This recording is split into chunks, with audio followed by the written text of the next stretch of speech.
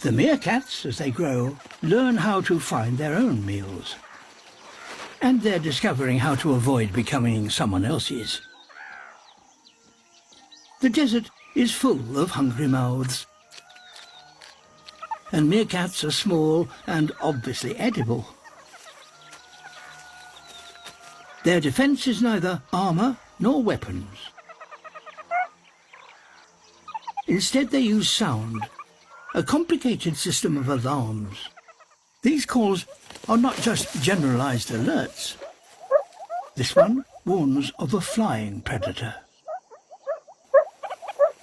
And those hearing it look up and scan the sky.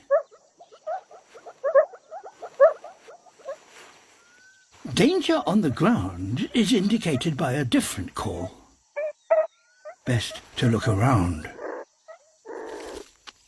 Snakes are identified by a third signal.